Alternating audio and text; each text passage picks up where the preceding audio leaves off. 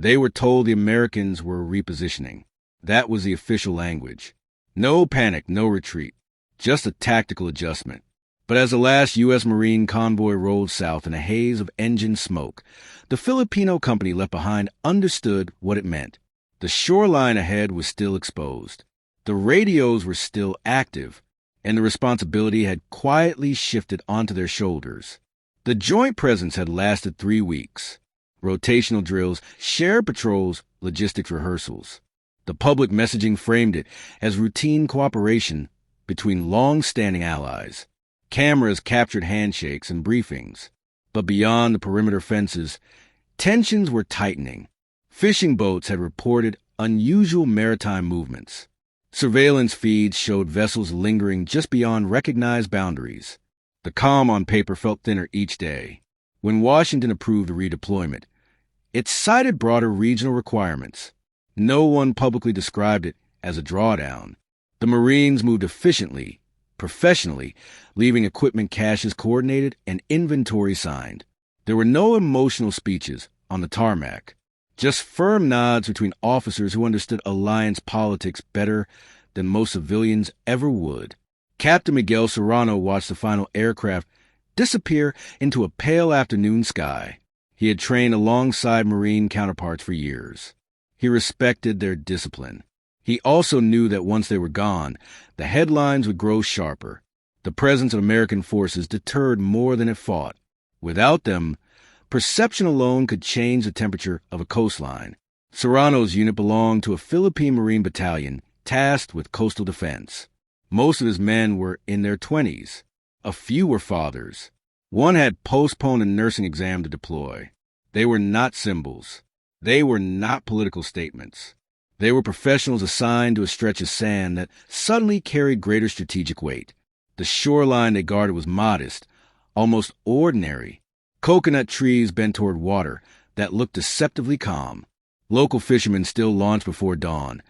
Engines coughed into life as they pushed into open sea. Life did not pause because alliances shifted. That continuity made the mission more complicated, not less. Within 48 hours of the American departure, maritime radar picked up a formation moving closer than usual. No transponders. Steady speed.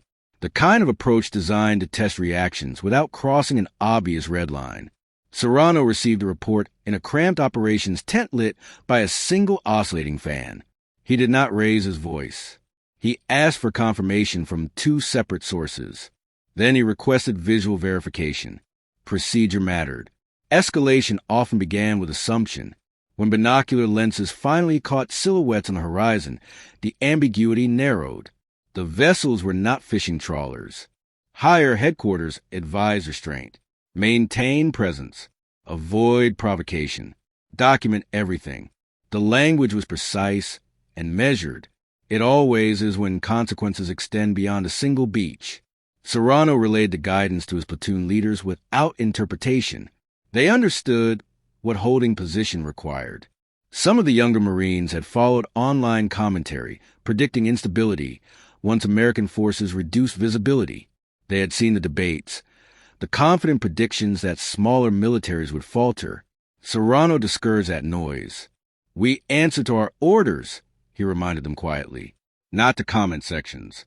The first close approach came at dawn 2 days later.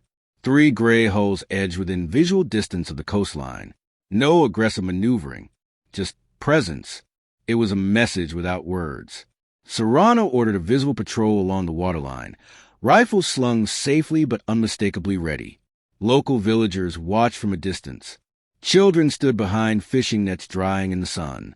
They had grown accustomed to joint patrols that included American uniforms. Now the formations were entirely Filipino. That change was subtle but visible. It carried psychological weight. Communication channels stayed open. The Philippine Navy monitored from farther offshore. Air assets remained on standby. This was not isolation. It was responsibility. The distinction mattered. Serrano knew that any miscalculation would ripple outward, not just tactically but diplomatically. The vessels lingered for hours. Cameras recorded every angle. Coordinates were logged meticulously. No warning shots were fired. No aggressive language broadcast over radio frequencies. The Filipino Marines held their positions in full view, disciplined and still.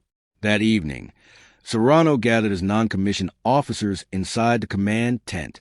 Sweat clung to uniforms in the humid air. He reviewed contingency plans calmly. Defensive arcs, evacuation routes for civilians, medical staging points. The conversation stayed practical. Fear did not serve them. Privately, Serrano called his wife after sunset. He did not mention the vessels. He asked about their daughter's school project instead. Domestic normalcy anchored him. Leadership required steadiness, and steadiness often depended on what remained stable at home. The following morning, 2 additional ships joined the first 3. The formation spread wider, testing lateral space. Analysts later described it as a calibrated probe. On the beach, it felt like pressure building slowly against a wall. Headquarters transmitted a clear directive: maintain territorial integrity. Do not pursue beyond established limits. Do not abandon ground. The phrasing was deliberate. In military language, subtle verbs define entire operations. Serrano repositioned one squad to a slightly elevated dune line, improving visibility without escalating posture. Sand shifted beneath boots as they dug shallow defensive positions, not trenches of war, just protective earthwork appropriate for uncertainty. One corporal, barely 21, asked Serrano quietly whether reinforcement was coming. Serrano answered honestly. "Support is layered," he said, "but this line is ours." The corporal nodded. Clarity, even when limited, reduces speculation. As afternoon heat intensified, one of the foreign vessels edged closer than before, nearing the invisible boundary recognized by international law. Radios crackled with updates from naval observers. The tension was measurable but contained. Serrano authorized a formal radio broadcast asserting jurisdiction and requesting course adjustment. The tone was firm, professional, devoid of accusation. The message was repeated twice in English and once in Filipino. Documentation continued. Minutes stretched. Then slowly, almost imperceptibly, the lead vessel adjusted its heading by a few degrees. Not a retreat, not an advance, a recalibration. It was enough to avoid immediate escalation. The standoff persisted into evening. Fishing boats returned cautiously to shore, engines quieter than usual. Civilians sensed the strain without needing briefings. Stability is often defined by what has not happened. News outlets began circulating satellite images. Analysts debated motives. Some described the American repositioning as strategic flexibility. Others framed it as vulnerability. On the beach, none of that commentary changed the posture of the Marines, standing watch. By the 3rd day, the formation offshore thinned. 2 vessels withdrew beyond visible range. The remaining ships maintained distance but no longer pressed forward. The test had produced its data. Serrano did not celebrate. He ordered continued vigilance. Patrol rotations remained tight. Equipment checks were repeated. Discipline does not relax because tension dips. A week later, joint exercises resumed elsewhere in the archipelago. American and Filipino officials reiterated commitments in measured press statements. Cooperation had not ended. It had adjusted on that stretch of coastline. However, the memory lingered, the moment when the visible presence of superpower receded, and a smaller force stood alone in the frame. They did not grandstand. They did not retreat. They held their line because it was theirs to hold, not for spectacle, not for commentary, for sovereignty measured in quiet endurance. When the Marines pulled back, the Filipinos remained, and in that restrained, disciplined stillness, the balance held.